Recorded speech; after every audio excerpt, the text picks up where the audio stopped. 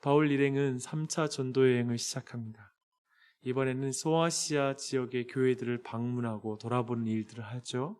특별히 2차 전도 여행의 말미에 예배소 지역을 방문하였고 그때 다시 돌아오겠다고 약속했습니다.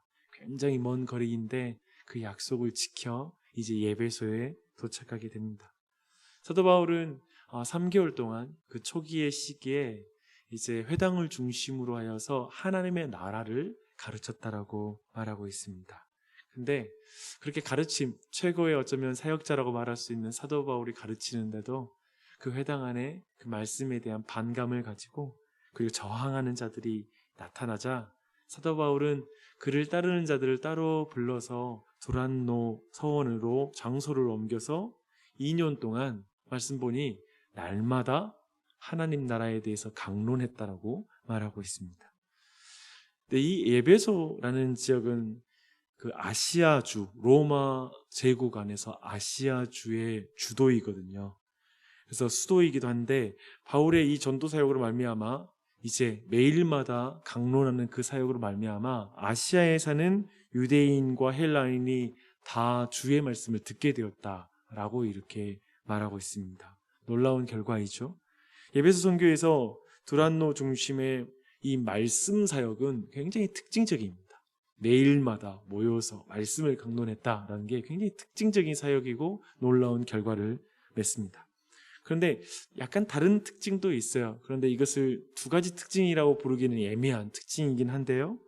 하나님께서 바울에게 능력을 더하셔서 이적과 기사가 나타나는 그 특징이 있습니다.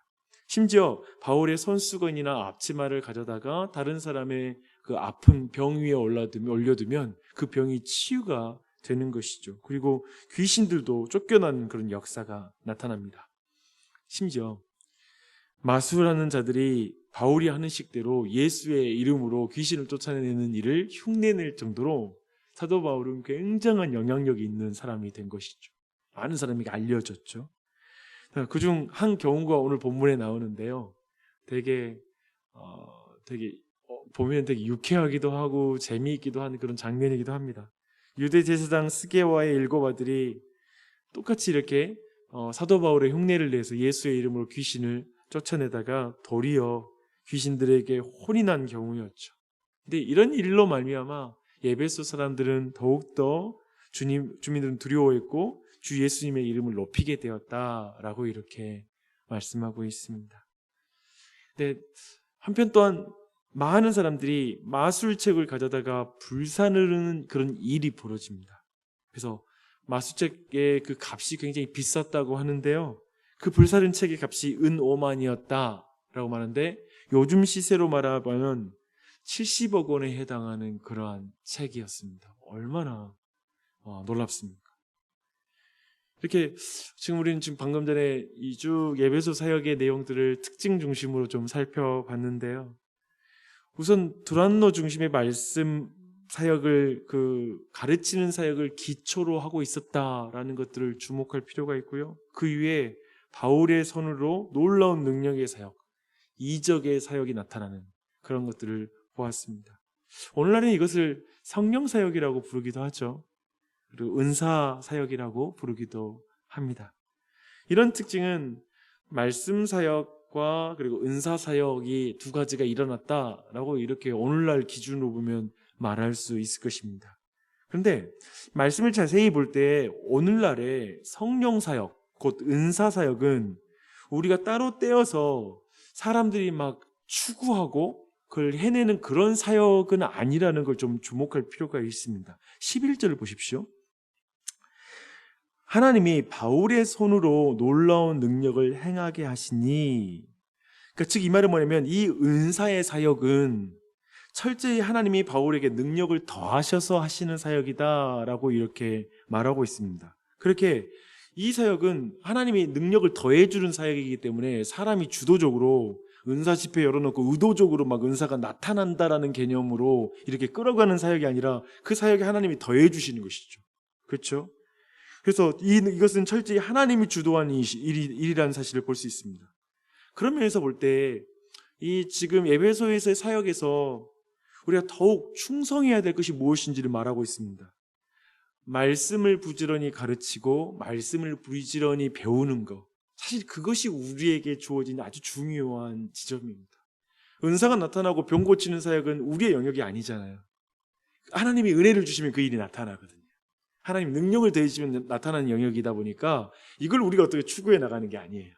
그러나 우리가 말씀을 충실하게 듣고 말씀을 배우고 그 말씀 붙잡고 기도하고 하는 이 일을 우리가 정말 충실히 행하는 게 마땅한 줄 믿습니다.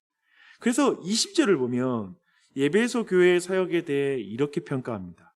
이와 같이 주의 말씀이 힘이 있어 흥왕하여 세력을 얻으니라 라고 말합니다. 주의 말씀이. 그렇죠? 그래서 어떤 의미의 능력 사역이라는 것들도 말씀 사역 안에 있는 거예요. 그렇죠? 그렇게 도리어 이해하는 것이 합당할 것입니다. 근데요, 말씀의 역사가 있는 곳에 마귀의 역사도 아주 가득합니다. 이즈음 큰 소동이 이제 일어나게 돼요. 바울의 영향으로 우상산업, 이 에베소 지역은 큰 신 아데미 여신이라는 신을 섬기는 그런 주도이기도 했는데요. 그 아데미 우상을 만들어서 생업을 이어가는 조합, 아마도 그 조합의 지도자로 추정되는 데메드리오라는 사람이 선동하여서 이제 기독교를 박해하게 됩니다. 근데 이 사건도 사실은 에베소에서의 이 말씀의 사역이 얼마나 사회 경제적인 영역까지 우상의 산업까지 영향을 줬는지 그걸 도리어 반증하는 그런 사건이기도 합니다. 얼마나 강력한 일이 벌어졌기에 이런 일이 벌어졌겠습니까? 그러니까 말씀 사역이 얼마나 놀라운지를 보여주고 있는 것이죠. 에베소 지역의 경제에도 영향을 줄 정도였습니다. 우리는 이런 선교 사역에서 한 가지 더 볼 것은 뭐냐면 바울 사도가 에베소에서 있을 때 당한 이러한 어떤 핍박과 어려운 상황들의 일은 어쩌면 그가 늘 있어왔던 야수와 싸우고 생명조차 포기할 정도로 고난이었다라는 것을 우리가 염두에 둘 필요가 있습니다. 복음은 이런 대가를 통하여서 계속해서 복음이 증거되고 있는 것이죠. 복음이 전해지고 교회가 세워진 일은 복음을 위해서 수고하는 사람들의 희생과 대가 위에 이루어집니다. 소동과 박해, 대적하는 자들, 거짓 추종자들, 그리고 생명을 포기할 정도의 고난을 통해서 주의 말씀은 힘을 얻고 흥왕하게 되었다라는 말씀을 보는 것이죠. 에베소에서 그리고 아시아주에서 엄청난 영향력이 생겼고 복음을 듣지 않는 사람이 없을 만큼 말씀이 널리 퍼져나갔습니다. 그리고 바울을 통하여 3년이나 말씀의 가르침을 받고 견고히 성장한 이 에베소 교회는 나중에 요한계시록에 보니까요, 이단의 가르침에 틈을 주지 않는 교회였다라고 이렇게 칭찬을 받습니다. 제 리빌딩 60일 오늘 24번째 날이에요. 정말 이 리빌딩, 우리가 말씀으로 리빌딩이라는 것들을 우리가 늘 강조하죠. 그러니까 그것을 보여주는 것은 이 에베소 교회입니다. 우리의 삶이 침체되고 무너질 때 무엇이 우리를 다시 세울 수 있느냐? 진리 위에 세우는 것입니다. 말씀을 통해 다시 세우는 것입니다. 그래서 말씀으로 다시 돌아가야 되겠죠. 날마다 말씀을 강론했다고 하잖아요. 충실히 매일마다 묵상하고 그 말씀을 듣고 읽고 그 말씀을 행하는 자, 요한계시록 1장에 보니 그 사람을 복 있다라고 말합니다. 그 말씀을 듣고 읽고 행하는 것이 복받은 것입니다. 그런 은혜가 온 교회에 넘쳐나는 이 60일이 됐으면 좋겠어요. 또한 실질적인 문제, 그러니까 그 말씀의 역사로 말미암아 우리의 관계와 실질적인 문제, 병든 것까지 치료되는 역사가 나타났으면 좋겠어요. 그래서 그 치료되는 것을 위해서, 회복을 위해서, 또 가시적인 그 능력의 역사를 위해서도 우리가 하나님께 겸손하게 간구했으면 좋겠어요. 그래서 주님이 능력을 더하면 그런 일이 나타날 수 있잖아요. 그렇죠? 주님이 능력을 더해주셔서 그 일을 행해달라고 기도했으면 좋겠습니다. 그런데 이런 일은 그냥 앉아서 되는 일이 아닙니다. 반드시 마귀의 방해가 있습니다. 사단의 방해가 있습니다. 근데 그 순간에 그 일을 위해서 마땅히 대가를 치러야 되는 것, 싸워야 되는 것, 그 일들 또한 행해야 되는 것이죠. 특별히 교회 안에 어쩌면 기도하시는 분들이 더욱더 그 일을 위해서 기도해 주시고요. 자신이 받은 은혜를 자꾸 나눠야 됩니다. 교회와 함께. 나누면서 부지런히 그 가운데 서로가 세워질 수 있도록 힘쓰는 우리 온 교회가 되었으면 좋겠습니다.